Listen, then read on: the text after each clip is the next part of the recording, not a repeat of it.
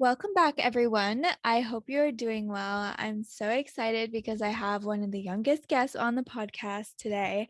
Her name is Vivian Tan, and she is here. She has been on TED Talk multiple times, and we'll get into that. And she is just an amazing little girl boss and about to take over the world as she finishes high school. So, welcome to the show. Yeah, thank you so much for having me on. Hopefully, I could, try to start my own thing once I get out of school. But but I don't know about word domination though. But hope that already sounds like a faraway dream. That's amazing. I love it. But yeah, so you're still in school and we'll get into that. But first of all, what defines your lifestyle? I would wish my lifestyle would be one of those, very aesthetic, organized lifestyles on YouTube. Like, oh my gosh, they're so amazing, so inspirational, right? Sadly, my life isn't like that. I would say it definitely has a lot of road bumps. I would say sometimes there's a lot of, I would say, for example, sometimes I do struggle to wake up in the morning because I'm not a morning person. So that's part of my lifestyle.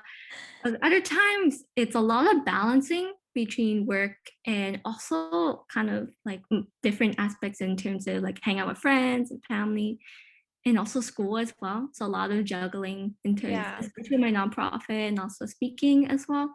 Mm, But also a lot, I would say definitely a lot of exploration as well, because like I'm still trying to find myself, even though I still found a little bit kind of who I am, kind of my personal brand in terms of what I want to be and mixing like creativity and professionalism. But yeah. it's still kind of a work in progress. But I always gonna say like there's still time. Like I Yeah. don't really think they need to be rushed. And I also believe that life's just a long journey of learning and kind of you have to keep on doing it over and over again because Yeah. like it's not a one-time thing, I would say. Yeah. Honestly, I'm a few years older than you. You're about the age of my sister. We said that. And I I feel the same exact way about my lifestyle. It's creative, it's professional, it's still finding myself, it's exploration. And I feel like I thought I was going to become an adult and I would be like, "Oh, poof, like I'm done, like everything's set." But no, it continues, it keeps going. So, I don't know if that's encouraging or discouraging to you, but on the bright side, we're all in this together. Yeah, for sure. And I would have to say I wish school also did help with kind of Yeah. developing our lifestyles as well. Because the vibe that I get in terms of my school community in like BC, Canada, Lower Mainland, it's like for post-secondary, okay, this is what you need to get into post-secondary, Mhm. ideally, even though there's other options, but you know what? Society prefers universities or colleges, Mhm.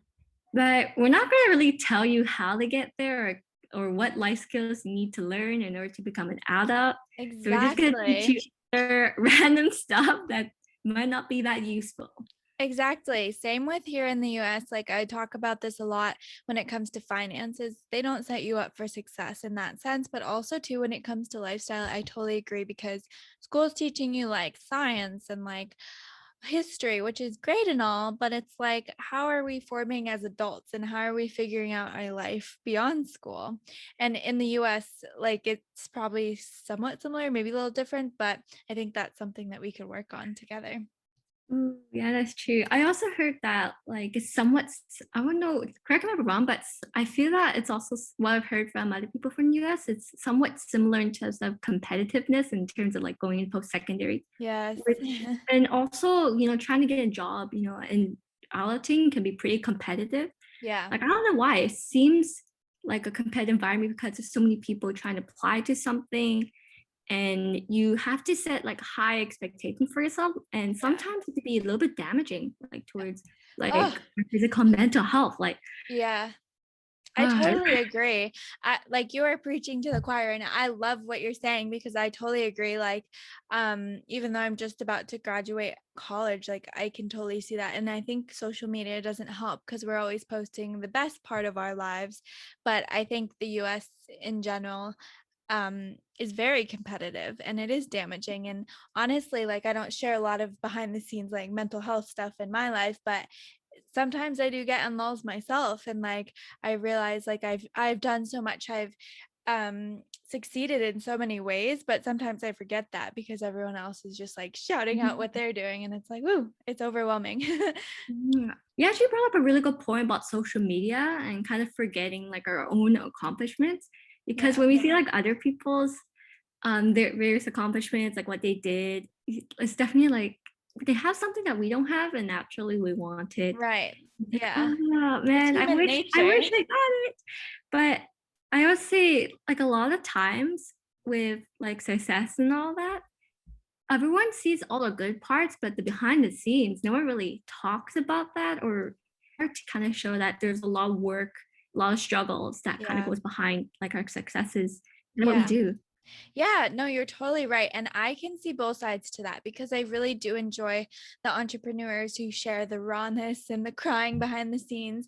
But on the other hand, for me too, I'm like, well, I'm trying to be professional and I don't really want people to see the worst of me, but like, you know what I mean? So I feel like there's a fine balance because obviously I'm not killing it every single day. It seems like that maybe on the outside, but inside I'm like, oh my gosh, I'm struggling. That's how I feel. So, Mhm. what are your thoughts on that, on the balance between those two things? I actually do agree that there is a balance, but I would say it also depends like a lot of things. It depends on the circumstances because Yeah, like life in a lot of various aspects is not all just black and white. It's very shades exactly. of gray. It depends on kind of who you are, kind of what's your environment. So I would say there's definitely should be, some level of professionalism because you don't want to share everything. Like there Right. should be a line between like your personal life and also your professional life as well, just to kind of set some boundaries, not only for others, but also for yourself, like healthy boundaries, I would say. It's Yeah, something I struggled, kind me of too. juggled when I tried to go into volunteering and, trying to explore like different aspects of my life. Yeah. No, I totally can relate to that. And speaking about personal and professional life, can you give us a little bit about your background, how you grew up, like where you're at now? Okay, awesome. So I was born and raised in Richmond, BC, but my parents immigrated from Hong Kong. So Oh. I did kind of grow up in that type of environment. I would say it was somewhat normal, but then kind of as I grew up, that's when puberty hit. Yeah, that I would say puberty hit like a truck for me.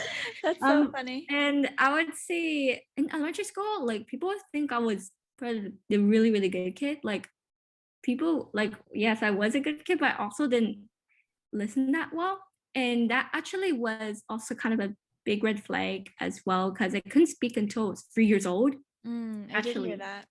And kind of with that, like that's when I also found out I had ADHD. So that was kind of like it gave a lot of answers towards like kind of why I acted a certain way or kind of like why couldn't I focus on what I really wanted to focus on. Right. But I would say I also kind of grew up with a lot of different expectations as well. Hmm. And in my high school, this is incentive programs kind of where, oh, you take the incentive, you go above and beyond.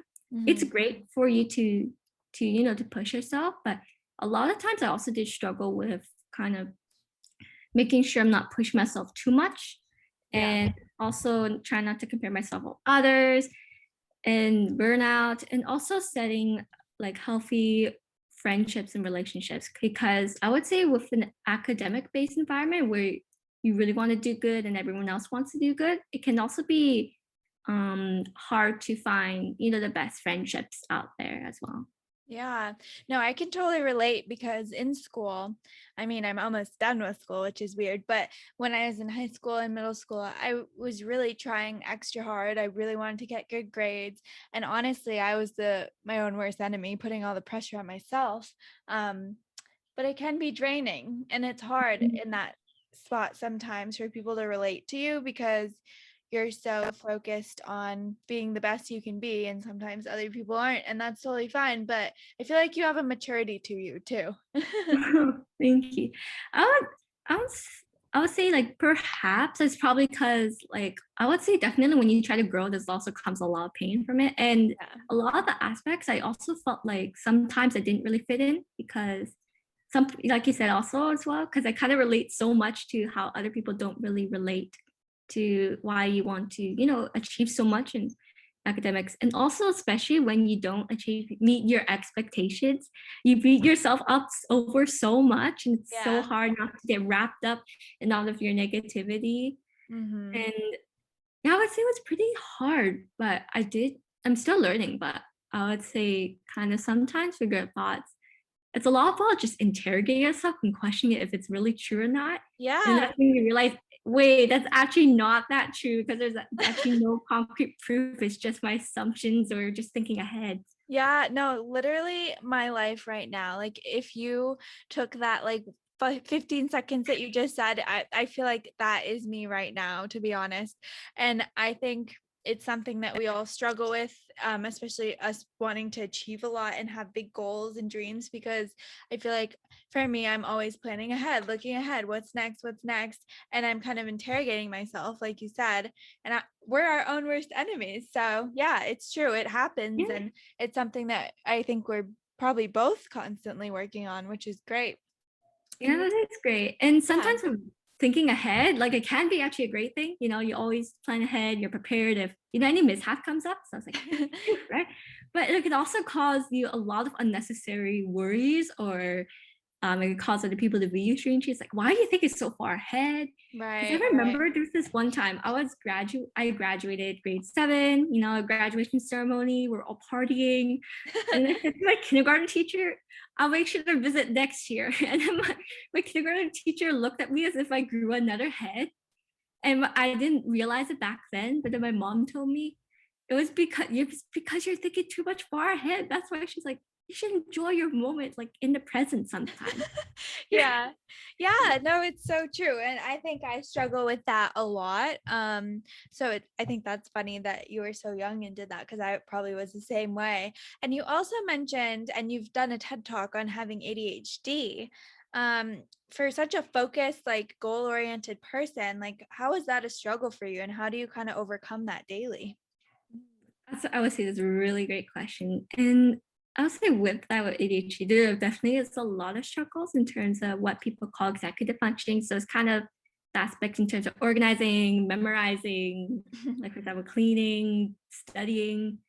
Yeah, I would say I'm not that best at focusing. It's not that I can't focus all the time, but to me, it feels like I can't control when to focus. Because Oh, sometimes in terms of ADHD, it's different for every person. But for me, it's sometimes when I like something, I focus on it too much to the point where I blink, 8 hours gone by. I was like, wait, what? 8 hours? yeah, But if that's it's me. and then if it's something I don't like, it's like, oh man, what is this ending? Like I can't focus. It goes in and out one ear. Hmm. And a lot of times I can get pretty overwhelmed in terms of like dates, tasks, and they can pretty much slip by. And also commitment to like tasks as well. For example, remembering to keep up the organization system. That's pretty hard. But Huh. definitely reminders to remind myself to to do the list to take and to organize definitely really help. And also just keeping it simple. Like as much as I wish I could have aesthetic notes, aesthetic organization, aesthetic notion workspace, like I wish I could have that, but like a lot of times it can become pretty complex to the point where I start to get confused and dismotivated to not go through it. So I would say for me, I pretty much prefer simplistic systems. So I kind of know what is what clearly. So I could motivate myself, hey, it's simple, I can just do it. And also just making sure to give myself some quote unquote rewards, like a pat on the back, like I got this.